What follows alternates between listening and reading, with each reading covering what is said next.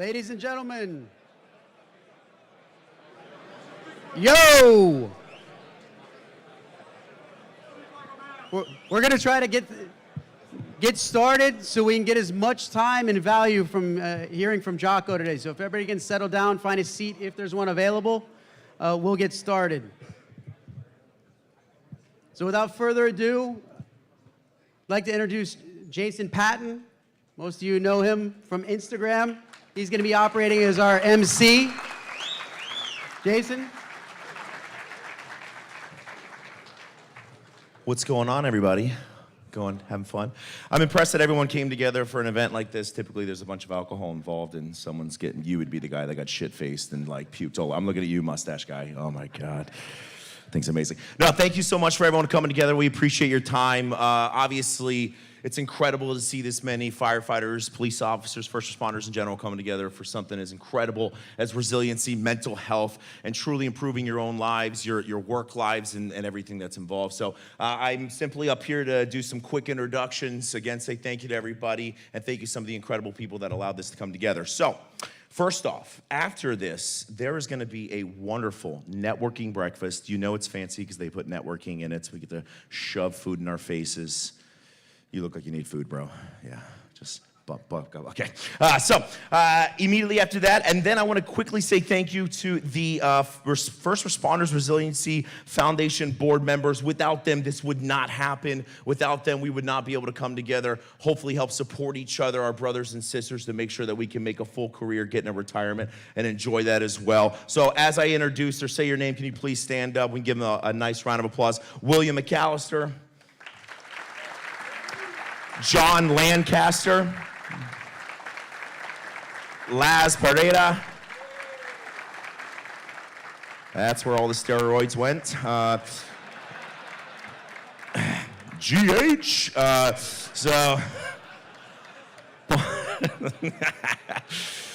Paul Blake, Dale Sutton, and finally the event ambassador, Gil. Texted me at 2 a.m. Hey, bro, you up? Velasquez Jr. Gil's awesome. Quick second. This dude's amazing. He's truly got some incredible passion in this. Obviously, last year we came together, and when I was talking to him about it, it was much more than just wanting to be involved with something. It was passion to help save our brothers and sisters' lives. So I'm super impressed with you, man. Thanks for doing all of this. So, and again, a quick thank you to all the sponsors that make this even possible. Jocko Fuel, obviously, and they donated and I quote, metric shit ton of Jocko Fuel, an entire pallet. Obviously, Jocko Willink, Danny Gem. I'm supposed to say thank you to myself, but I'm not doing that. No way. Pinecrest Bakeries for the breakfast that we will be partaking in. Command Counseling Center. MKA CPAs and advisors for, again, putting this on. One more round of applause for them. Thank you so much. And to quickly say some words about the foundation that is truly saving brothers and sisters' lives, I'm going to bring up Billy McAllister one more time. Come on up, brother.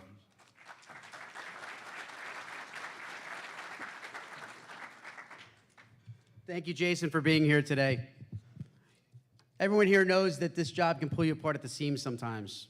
Between dead babies, gunned down teens, weeping mothers, gruesome suicides.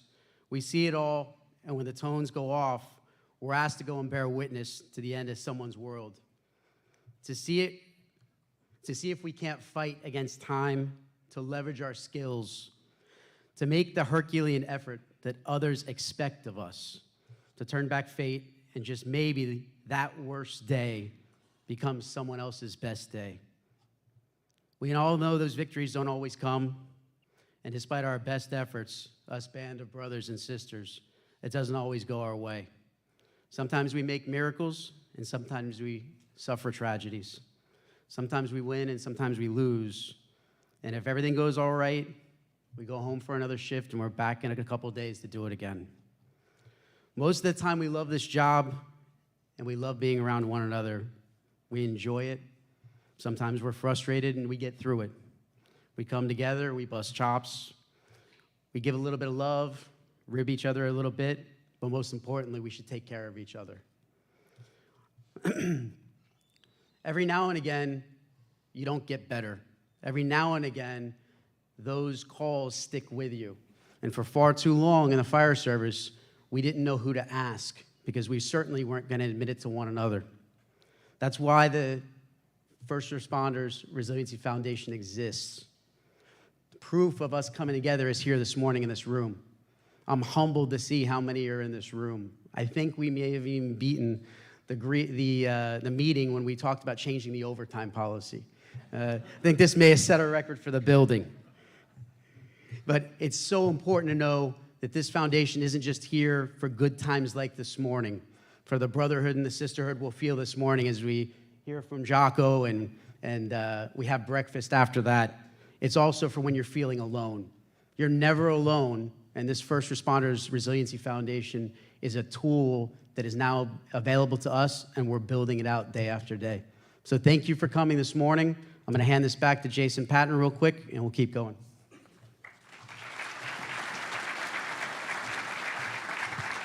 And a quick touch on the amount of firefighters, police officers, first responders that came together.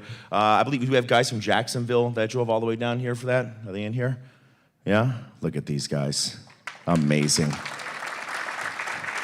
Those boots, you look like you're Jacksonville, man. Let's go. So, guys, we want to say thank you so much for driving down here, and I'm going to quickly introduce my fellow brother, John Lancaster. He's going to come up here and talk about the amazing number you guys can get a hold of to help our brothers and sisters.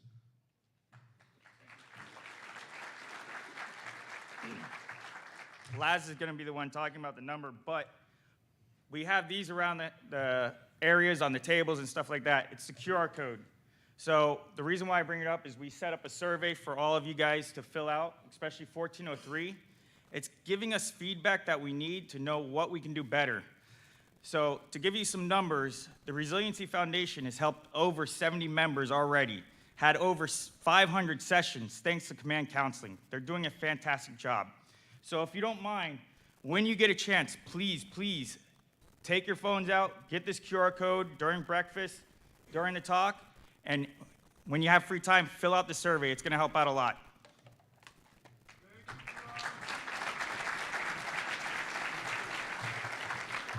Just take the porn screen off for 1 second and scan that number. You'll be good to go.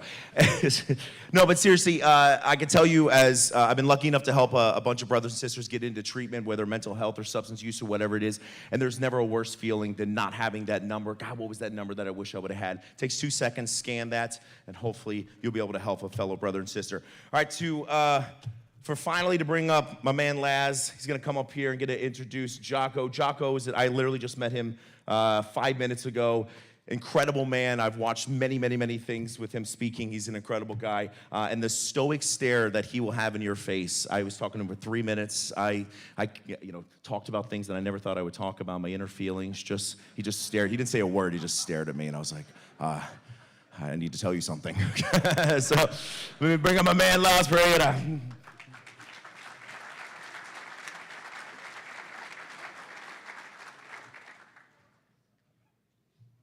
Good morning, everyone. Before I get started introducing Jocko, I want everybody to do me a favor.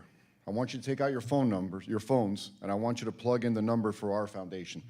This is a phone number that you can reach, help, counseling, any other resources that we have are available at this number. But it's important that we get it out. It's important that you have it, and that you have it, you pass it on to the guys next to you. So if you're sitting next to somebody who hasn't pulled out your phone, and I'm watching you over there, pull out your phone and put the number in. Okay, it's 786-551-4911. 786-551-4911. It's important. That's what we're here for, okay? The resources are there. This is the point of contact. This is where the help can start. All right, and on that tone, I have the honor of introducing today's speaker, Jocko Willink. Jocko, as a Navy SEAL, was in command of Task Force Bruiser during the Battle of Ramadi. In addition to his service to our country, Jocko is also an entrepreneur, an author, a podcaster, and a motivational speaker. His unique perspective on resiliency makes him perfect to speak on this topic. As someone who has faced unimaginable circumstances and overcome them all, we are thrilled to hear what he has to say. Ladies and gentlemen, Jocko Willink.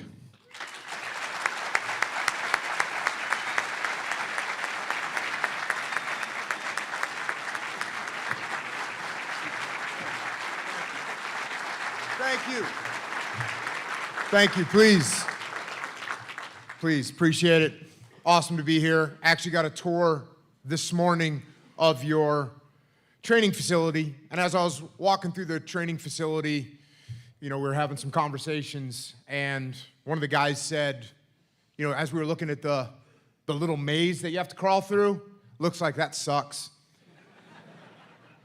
And one of the guys said, everybody wants to be a fireman until it's time to do fireman things.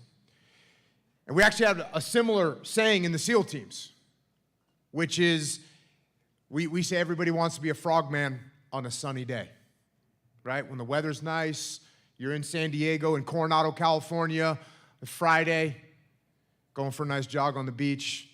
Everybody wants to do that. But what they often don't realize is what the job actually entails. Which reminded me of another story. I had a friend of mine who said, hey, this woman that I know, her son wants to be a Navy SEAL. Can you talk to him?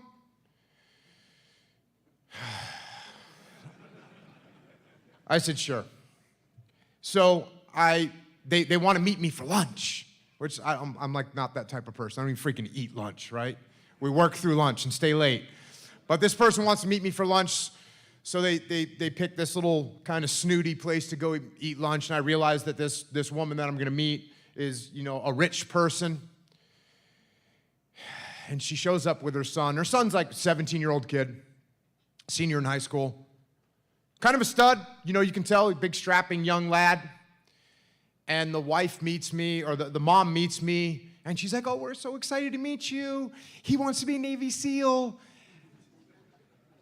And she said, oh, yeah, he's on the water polo team, and he plays basketball, and he's just a great athlete. He can do 32 pull-ups, and he's run a half marathon, and he just really can't wait to get to the SEAL teams.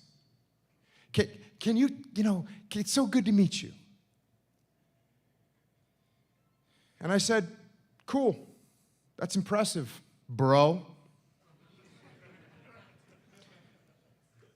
And then I looked at her, and I said, do you know what the job of the SEAL teams is? And she kind of gave me a blank stare. And I said, the job of the SEAL teams is to kill people. That's what we do. We go out and kill people. And when we go out and kill people, there's other people that are trying to kill us. And there's a pretty good chance that either you or some of your friends are going to die. That's the job. It's not pull-ups. It's not swimming. It's not sitting on the beach. And that's a reality check. And that woman's face shifted. And so did the kids, to be honest with you. So, these jobs that we have, my old job, your current job, yeah, I always say it's the best job in the world. My old job is the best job in the world. Best job in the world. I had the best times. But as you all know, it's also the worst job in the world. And the best days of my life were leading men in combat. By far, best days of my life were leading men in combat. And by far, the worst days of my life were leading men in combat. Because when you lose guys, when you face death, that's not normal. It's not normal. It's not something that you should have to deal with all the time. It should be something that normal people have to deal with once or twice in their lives when they lose their parents, maybe. But day in, day out, that's not normal. And that's going to leave a mark. So, you're going to face that burden. You're going to bear that burden. And I learn a lot from, reading. And if you don't know this, my favorite book is a book called About Face by a guy named Colonel David Hackworth. He was a 16-year-old kid when he joined the Army, fought in Korea, went up through the ranks, became a battalion commander in Vietnam. But he talked about combat stress and combat trauma and what it does to people. And what he said was that everyone's got basically a cup. And that cup gets filled up. He talks about it getting filled up with water, but what it's really getting filled up with is death and fear and trauma. And everybody's cup is a different size. Some people got a big cup, some people got a small cup. Just like some people are short and some people are tall, everybody's got a different size cup. And there's nothing wrong if you have a big cup, there's nothing wrong if you have a small cup. But what we have to do for each other is we have to make sure that that cup doesn't overflow. That's what we have to do. We have to look out for each other. And because of the nature of our personalities, no one wants to say, hey, you know what? My cup's getting close to the top. No one wants to say that. That's actually one of the biggest problems that I had and still have as a leader. No one on my team would ever come to me and say, hey, boss, I need a break. Hey, boss, I got an issue. They didn't want to let me down. So we have that tendency to sit there quietly as that cup of stress and trauma overflows. And then it turns into, if you're driving down the street and you're on the highway and the check engine light in your car comes on, well, if you pull over and see what the issue is, you'll fix the problem. It'll be okay. But if you keep driving that car, when that check engine light comes on, you'll destroy that car. You'll destroy that engine. So, we need to pay attention to each other. We got to have that courage to say, hey, you know what? My cup's getting a little full. My cup's getting a little full right now.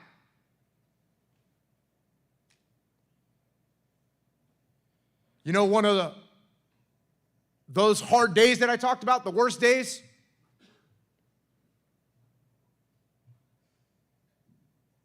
well, when I lost my first guy in combat, Mark Lee.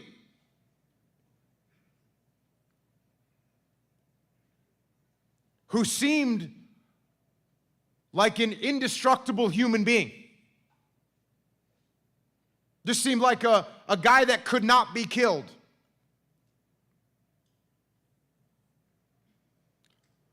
So it's shattering. Shattering.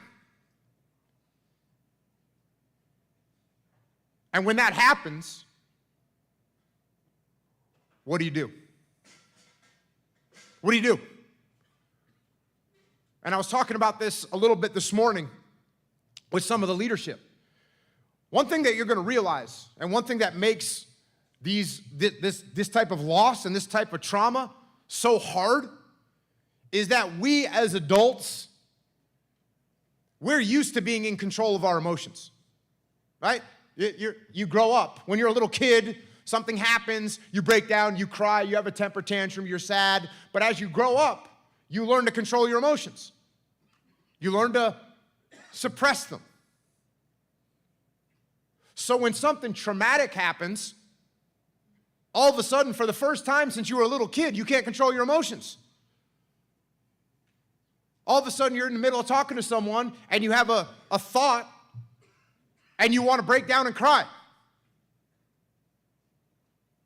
these waves of emotion overtake you. And we're not used to that. We're not used to that. And so we get put back on our heels. Well, I can tell you that having been through that process many times of getting hit with those waves of uncontrollable emotions, over time, those waves, they lose strength. And there's nothing wrong with that. The waves become less frequent. There's nothing wrong with that. Doesn't mean you're a bad person.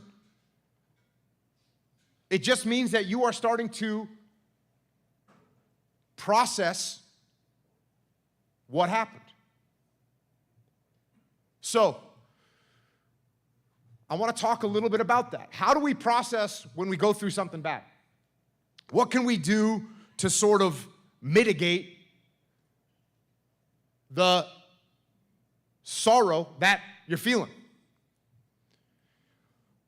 Well, first and foremost, and this isn't always possible, you got to take some kind of a break. You got to take some kind of a mental break.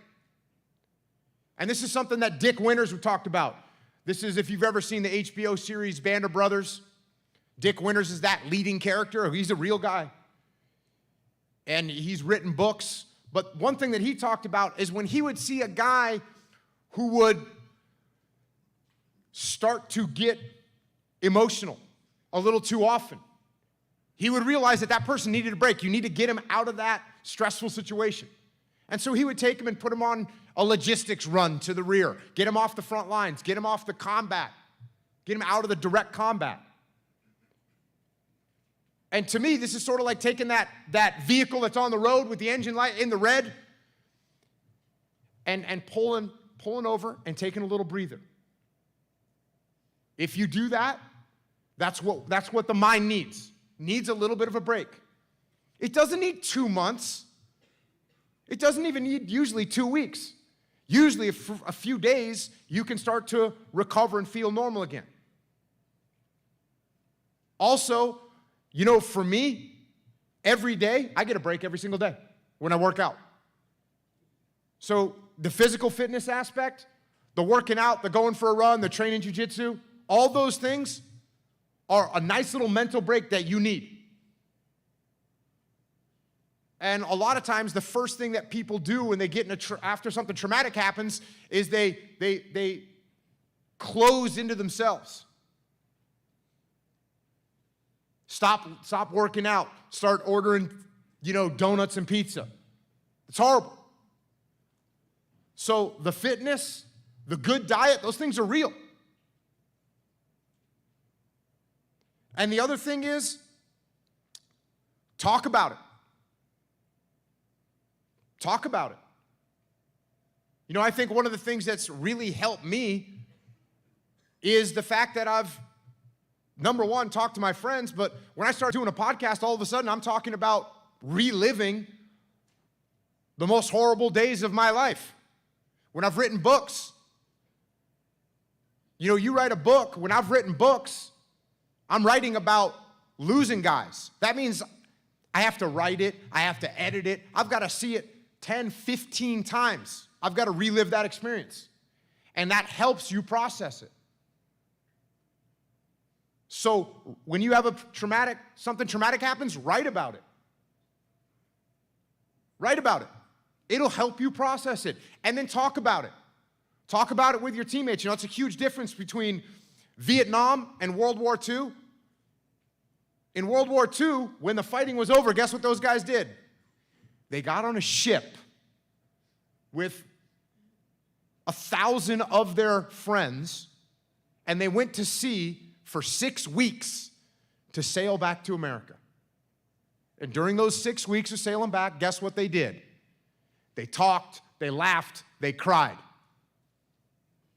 And when they got back to America, they had processed what had happened, what they'd been through. What happened with the Vietnam vets? The guys in Vietnam, they would just fly back to America by themselves. One day, you're in the jungle with bombs and blood and bullets. 24 hours later, you're on Main Street, USA. None of that stuff came out. So, talk about this stuff amongst yourselves. And I'm not saying you got to have some deep conversations, but just talk. Figure out what's bothering you. Ask each other. Look out for each other. And finally, if you start to feel like that cup is getting full or that cup is overflowing,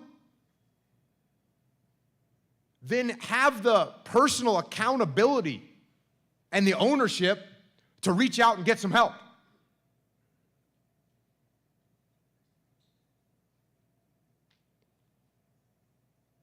Two weeks ago, I went to a funeral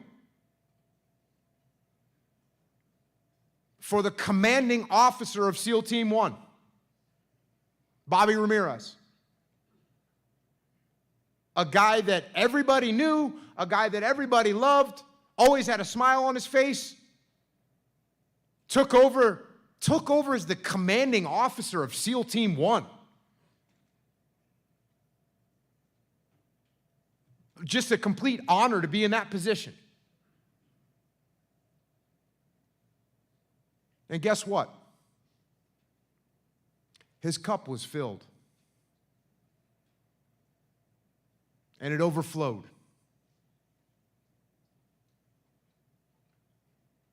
And he didn't get help.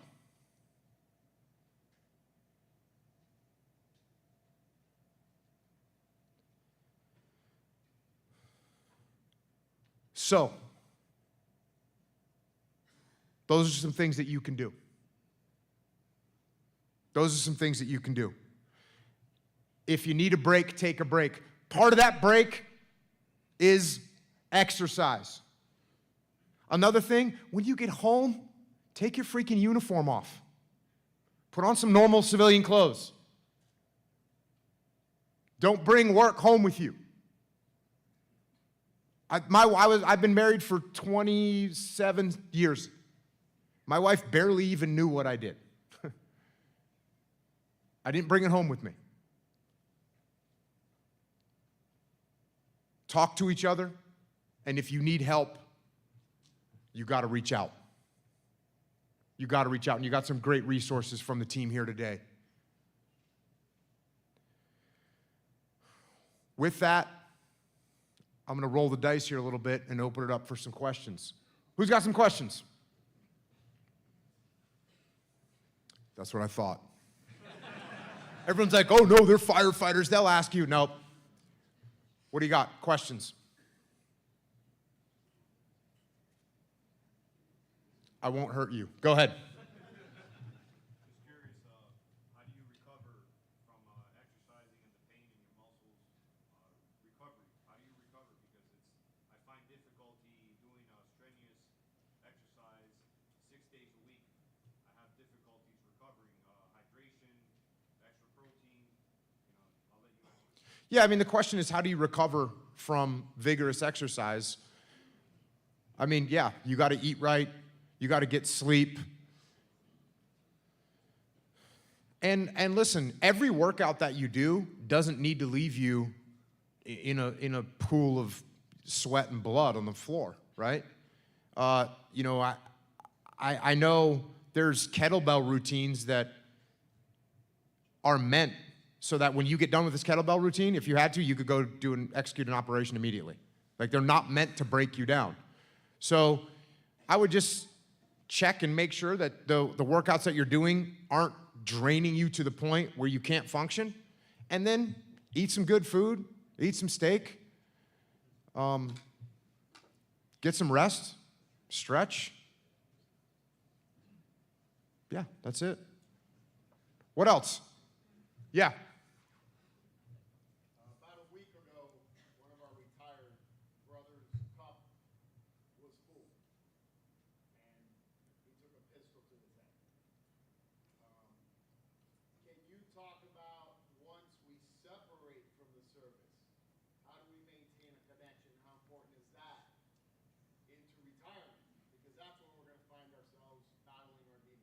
Yep.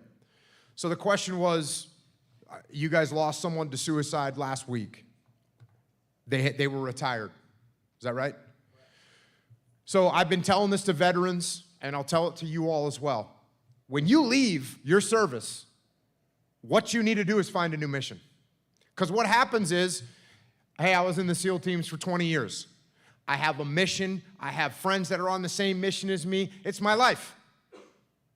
What happens when one day, and I remember this day, I cleaned out my locker at the SEAL team, put that stuff into my van.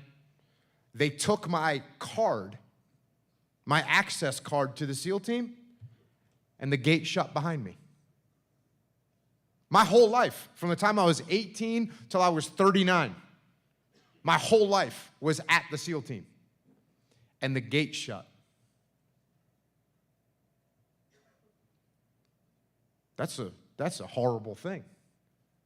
So what you have to do when that happens, which it will, you have to figure out what your new mission is going to be. You have to figure out what your new mission is going to be. And that could be being a good dad. That could be triathlons. It could be jujitsu. It could be entrepreneurialism. It could be anything. But what we don't want to do is sit around and keep staring at that gate and keep thinking about what you're missing. And with the skills that you have, there's so much you can go out and do. So much you can go out and do. So many people you can impact.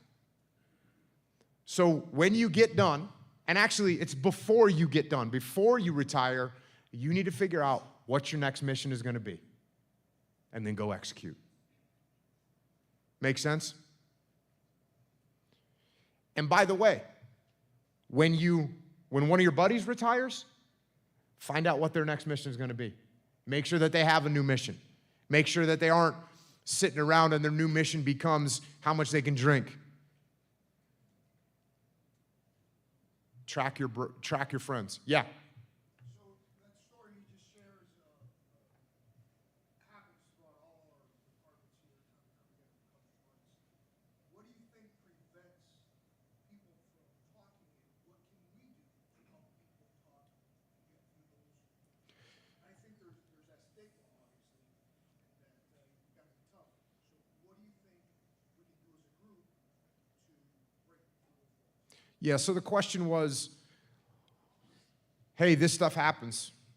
How do we, and you're sitting here, Jocko's sitting here telling people to talk to each other, but it still happens. There's a stigma behind it. How do we actually get people to talk? And this reminds me of when people say, hey, open door. I've got an open door policy as a leader, right? Oh, I've got an open door policy. If there's a problem, come and see me. That's actually not good enough. That's not good enough as a leader, and it's not good enough as a friend. It's not good enough as a teammate to say, hey, I've got an open door policy. If there's something wrong, you come to me. What we have to do is we actually have to be proactive and go out and talk to people. Now, this is what's really important, is you have to get to know your people. You have to get to know them, because you have to be able to identify that something's not right. And if you don't know someone well, you're not going to see it. You're not going to see it. If you don't know them well enough, you're not going to see that their behavior is changing. You're not going to see that they're not showing up and working out in the morning. You're not going to see that they're looking tired all day. If you don't know them, you don't know what to look for. So that's why building relationships with the people on your team is so important, or it's one of the many reasons why it's so important. So make sure that you get to know people for real, and then don't just be open door. I'm going to go out and communicate. And as far as the stigma goes, when I was running the training command on the West Coast, they have alcohol issues in the SEAL teams, alcohol issues in the military in general.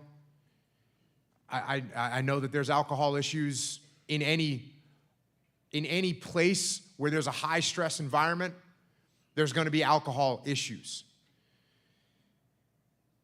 And what I told my guys was, hey, if you go out and you get drunk and you get a DUI or you get into a bar fight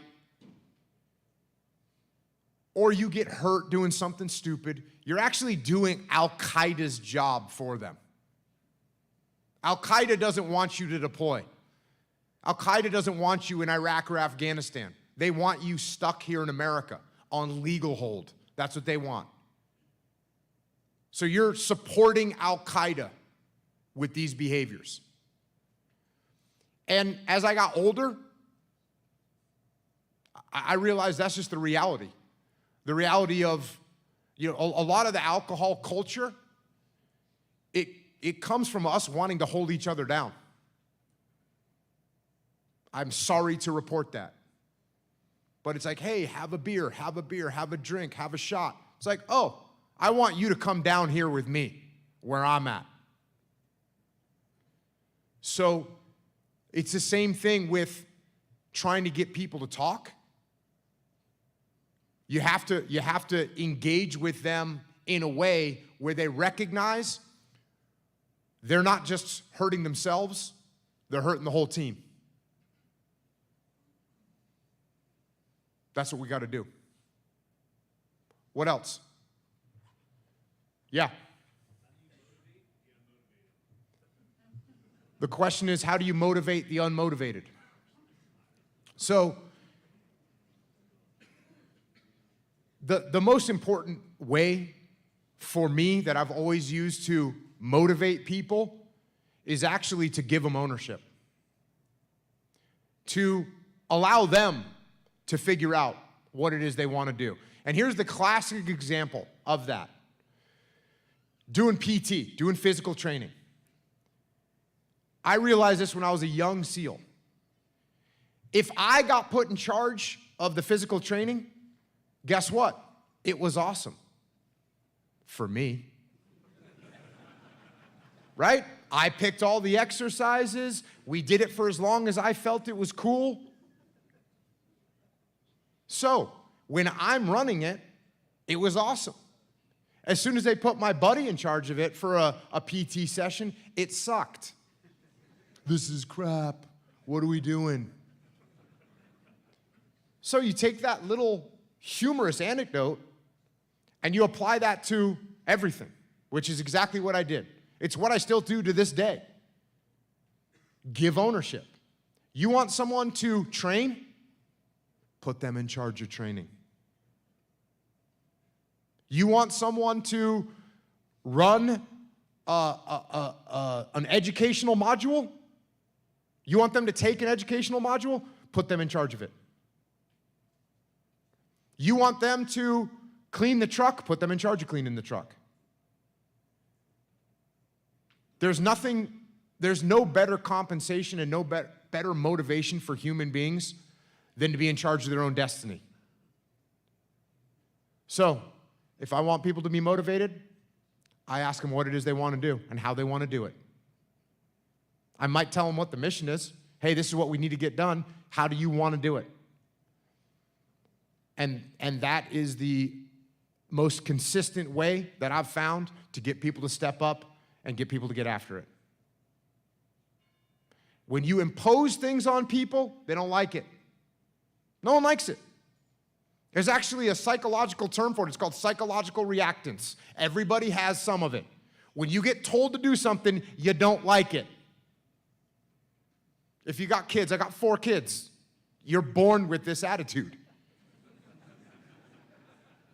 So, you give them ownership. Yeah. What motivates you? How do you stay motivated?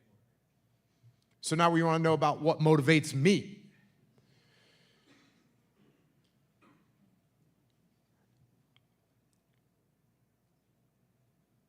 For me, I'm lucky to be here. You know, they had that when I was a little kid and I was growing up and I'd watch those movies about the Vietnam War. And they'd say, any day above ground is a good day, right? And you think that's really cool when you're a kid. I thought it was cool. All those anti-war Vietnam movies that they made, they all made me want to join the military and go to war.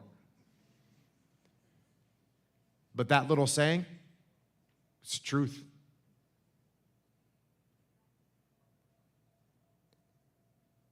And I get up today. I get to do burpees today. I get to come out here and talk to you all. I get to share some of these stories. I'm talking to another group this afternoon. I get to fly back to San Diego. This afternoon, I get to see my family. Get to go home. Get to see my wife, my kids.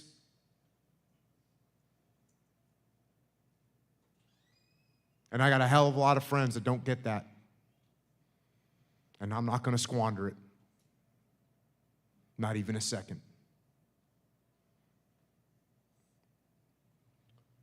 In the back.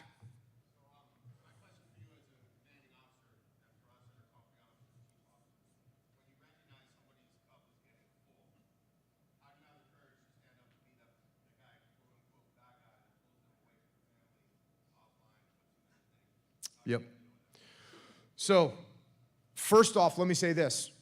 When I had a guy whose cup was full,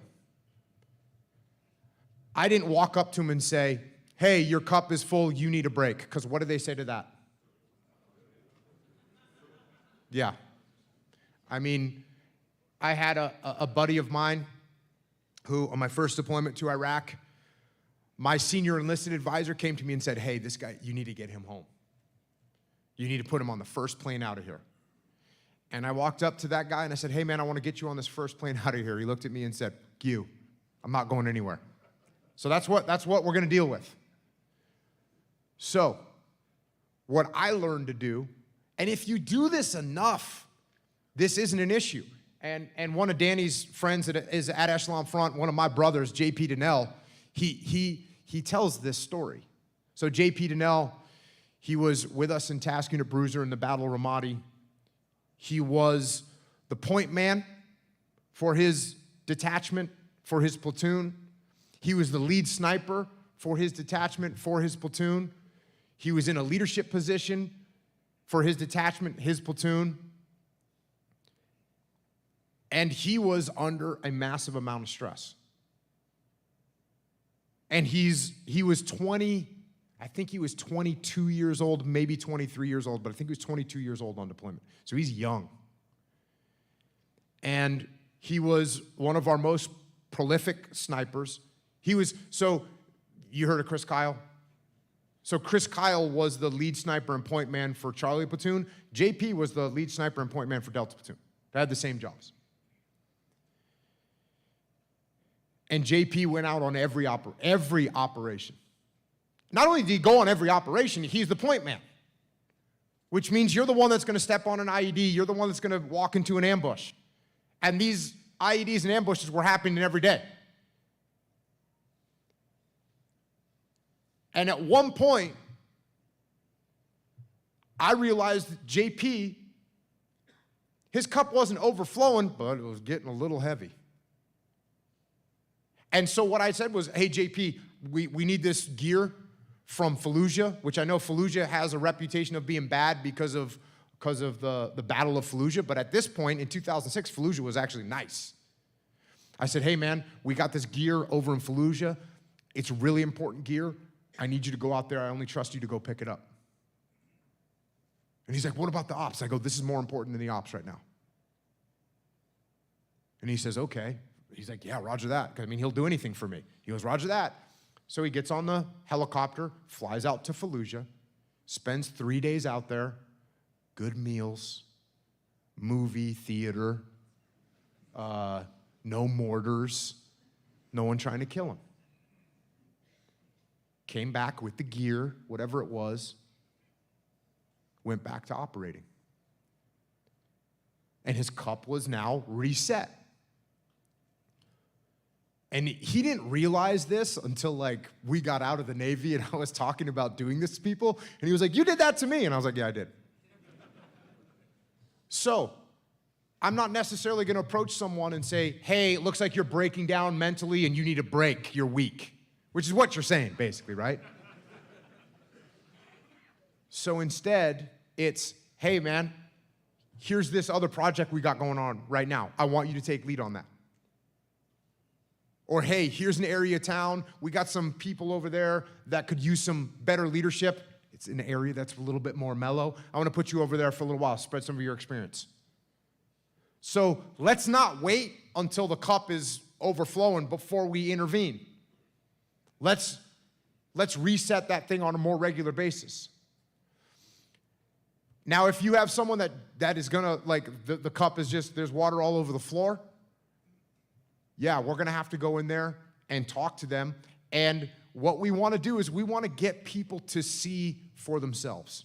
This is one of the trickiest yet most powerful things to do as a leader, is if I know the truth and I think you don't know the truth, and so what I do is I walk up and punch you in the face with the truth, what does that do?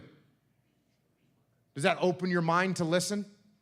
Does it make you think, oh yeah, you're right, Jocko, thanks for pointing that out? No, when you walk up and smash someone in the face with the truth, they get defensive. So don't let that happen.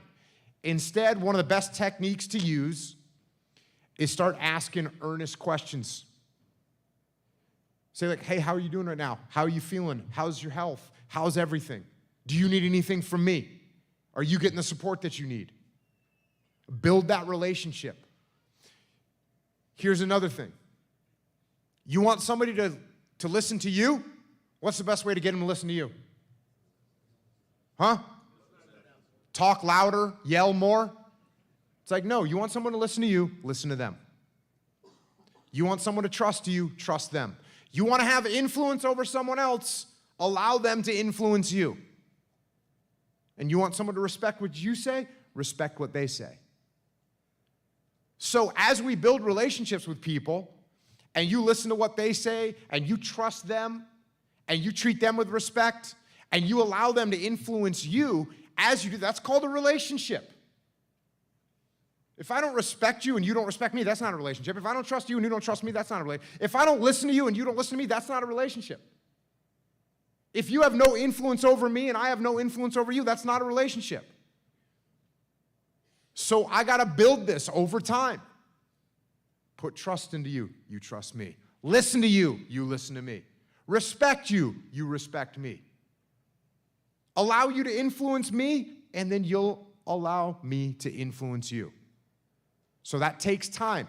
But if we do that correctly, by the time I have a conversation with someone, like JP, like, hey man, here's what I need. Can you help me? Well, he trusts me. He listens to me, I listen to him. He respects me, I respect him. We figure it out. So, let's, number one, have hard conversations earlier.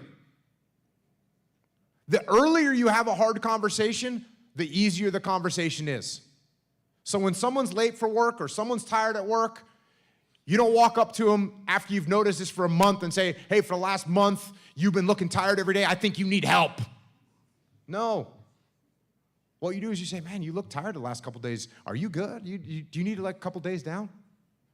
You want me to cover this for you? I just want to make sure you're good to go. So have those conversations, the hard conversations earlier. Build relationships so that you can actually interact with people in an honest way with an open mind on both sides. Make sense? Right on. Yeah. Okay. Take one more question, and then I'll close it out. What do you got? Negativity can spread like a cancer. Can you talk about your philosophy about mindsets, particularly your good philosophy? Yeah, so the question was negativity can spread like cancer, and it can. And then, you know, what kind of mindset should you have when things are going wrong? When things are going wrong, what do you say? You say good. Yeah. So you want me to talk about it? I'll talk about it. What other choice do you have? Things are going wrong. What choice do you have? Curl up in a ball and cover your eyes and hope it goes away? No. What you do is you say, okay, good. Here we go. We got an opportunity here. Got an opportunity to lead. Got an opportunity to step up. Got an opportunity to solve some problems. Let's do that. Let's make that happen. And just to go a little bit deeper from a culture perspective, negativity spreading like a cancer, what do you do when there's a bunch of people complaining? People ask me this, like, what do I do when my guys are complaining? You know what I do when my guys are complaining about something going on in my platoon? You know what I do? Who can guess? You know what I do when someone's complaining to me? I listen to them. I listen to them. I actually think to myself, oh, the people that work for me, that I'm responsible for, have a problem with the way things are going. They're on the front lines. I'm up here in an air-conditioned office. You know what I'm gonna do? I'm gonna listen to them. My assumption isn't that they're lazy, isn't that they're wrong, isn't that they don't get it. My assumption is that they see something that I don't see. My assumption is that I need to do a better job as a leader. My assumption is that I'm not doing a good job communicating with them what's happening. And when I do that, we have a conversation. And there's a good chance I'm gonna learn. And there's a good chance I'm gonna be able to solve the problem. Or there's a good chance I'm gonna be able to explain to them why this is happening so they can understand it. The worst thing we can do with people that are negative or people that are complaining is, shut up and hope it goes away. No, bring it out. Let's go. All of that comes back to talking, communicating. And when I say talking and communicating, that's what most people think. Most people think when it's communicating, what do they think? Okay, I got to talk more. No. The most important part of communication is actually listening to what other people have to say, up, down, and across the chain of command. All right. With that, I just want to talk about one more thing before I leave. If you don't listen to my podcast, I did a podcast with a guy named John Stryker Meyer. He was in SOG in Vietnam. And he's written a few books. And one of the books that he wrote, it talks about this one, it's actually the worst day in the history of the Special Forces in the Green Beret. They had a base in Vietnam that got overrun by infiltrators. And I think they lost 18 Green Berets. And after this assault happened, a bunch of Green Berets, like I said, were killed. And the next day, they pushed the enemy back out, and they regained control of the base. And as they started to gather intel from the Viet Cong that had assaulted the base, they looked at these Viet Cong, and they were all wearing, or a bunch of them were wearing, these headbands. And on these headbands that they were wearing, they had the words written, "We came to die." We came to die. And that really made me think, how do you confront an enemy that has already decided that they came to die? And this isn't the first time we faced that. We had the kamikazes in World War II. What did we face in Iraq and Afghanistan? Jihadists, suicide bombers. They come to die. How do you defeat an enemy that is so determined that they show up ready to die? And it took me a little while to figure it out. But what I eventually realized, the reason we're able to overcome such determined enemies is because while they came to die, we came to live. That's what we're doing. That's our mindset. That's what this country was founded upon. So as you go out and continue on with your mission that you all do, that you all execute, which I thank you for, which I know my family can sleep at night because of what you do, just keep that in mind. What we did and what we do is we come to live. So go out there, take care of each other, and live. That's what I've got, everybody. Thanks for having me. Appreciate it.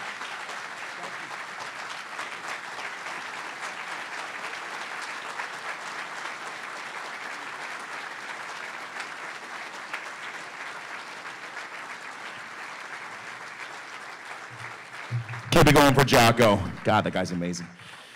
Hey, I want to quickly bring up Danny Ziem from Echelon Front. He's going to wrap up this incredible event, talk about some amazing things they offer. And one more time for Jocko. Seriously, like that was mind-blowing. Danny Ziem, everybody. Hey, good morning. Hey, my name is Danny Ziem, and first I just want to say I appreciate the opportunity to have us come out, have Jocko come out and talk to you guys. This was kind of a last-minute addition for me, as I was supposed to be on some other gigs, but thank you guys for the opportunity to come out here and speak to you. I just want to let you guys know about a couple things that we have as resources for you guys. So I help lead the first responder program here at Echelon Front. I am, like you, I have 17 years in EMS and fire as a paramedic, some special operations groups, a SWAT team medic, and some of that. So I relate to a lot of the things that you guys go through, and I think the mission that you guys have here at the Resilience Foundation and what you guys are pushing is drastically important, as well as the leadership principles that we have here at Echelon Front to go into the first responder community. So how many of you guys are familiar with our free monthly first responder training online? Okay, so not very many. All right, so if you go to echelonfront.com and you click on the first responder training tab, there is a free monthly training that we have our instructors cycle through. Jocko and Leif cycled through on it, Dave Burke, if you're familiar, JP, who Jocko just talked about, myself, Cody Gandy. A lot of our other instructors will go through there. We'll pick a topic and we'll go about 15, 20 minutes on that leadership topic, and then we open it up for Q&A. So you can get on the message boards. We have anywhere from 300 to 500 people sometimes on there, and we can address some of these leadership problems and some of these questions that you guys are asking about. And very frequently, some of those things that come up is mental health and things about coming out and getting different mission sets when you're transitioning out of the fire service or EMS or police or any of that. So the dates that are coming up, we have February 21st and March 14th. We're going to be putting these out quarterly. So stick with that link, register on that link, spread it. You guys could go to a station. Sometimes we'll have people log on. There's 5 or 6 people at a station. That's totally fine. Or you could do it individuals, on duty, off duty. It's all free. The other thing is, in 2023, has anyone ever heard of our roll call events for police, fire, EMS? Okay, I see a couple hands. So we're restructuring that for 2023, and we're currently talking about what that model is going to look like. But basically, for those of you guys that are familiar with our muster events, which is our large leadership convention, essentially for 2 days, we're going to be rolling those out for first responders again this year. And we're going to be doing it regionally, so keep your ear to the ground for that. We're going to be posting something this within the first quarter to let you know where those dates are. But please feel free to reach out. If you guys have any questions, concerns, my email is super easy. It's Danny, D-A-N-N-Y, at echelonfront.com. If we can help you guys out with resources or just questions and concerns, I would love to contact with you guys. And thank you guys for coming out and allowing us to be here today. We appreciate y'all.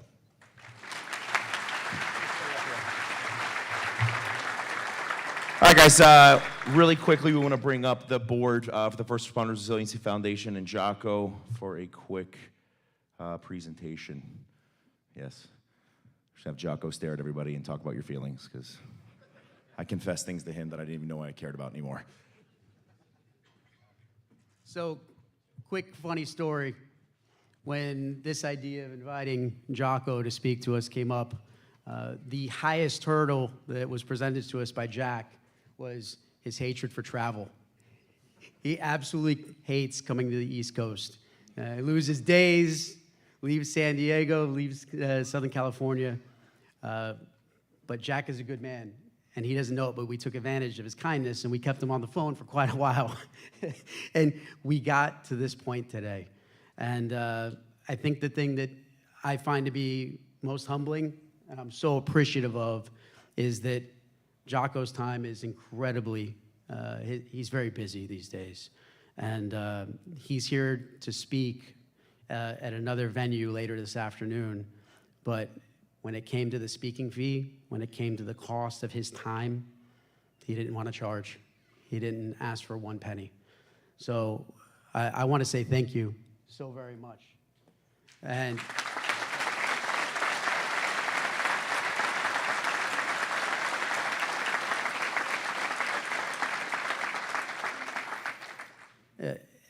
we decided that we should do something as a token of our gratitude to give back to you. So we talked to Jack, and he told us which 501c3, which not-for-profit you found to be the one you wanted the most support. And I'm happy to tell you that Local 1403, through our firefighter charities, is making a $5,000 donation to America's Mighty Warriors.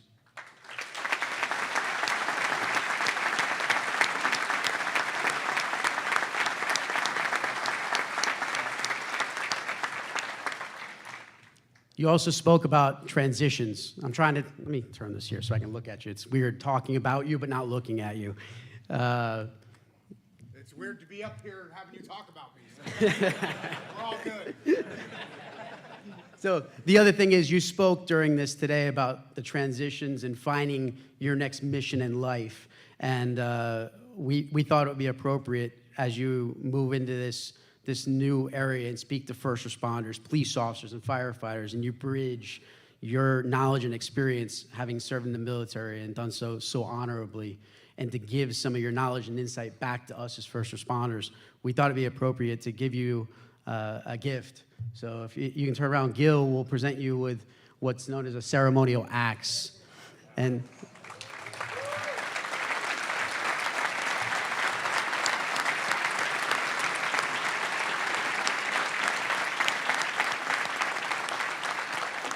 And we've merged the elements between your previous career and what you're doing now.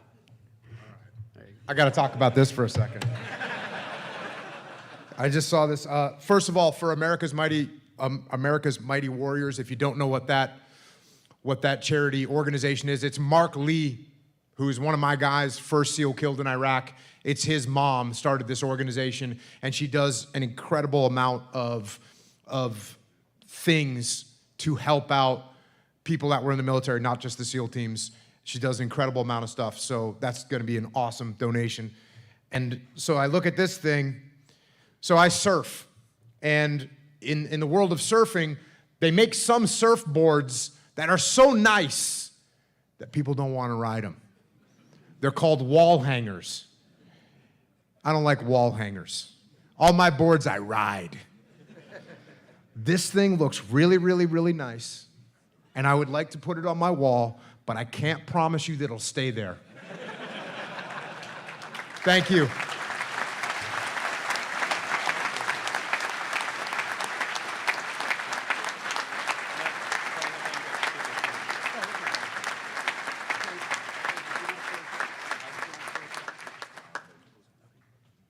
Well, without further ado, thank you once again so very much for your time and your attention, and I think that the message you delivered here far exceeded anyone's expectations.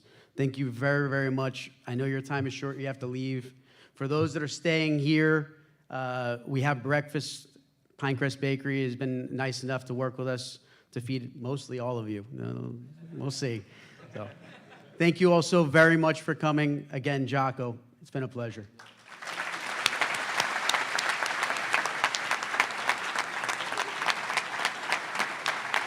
We're gonna do it over there.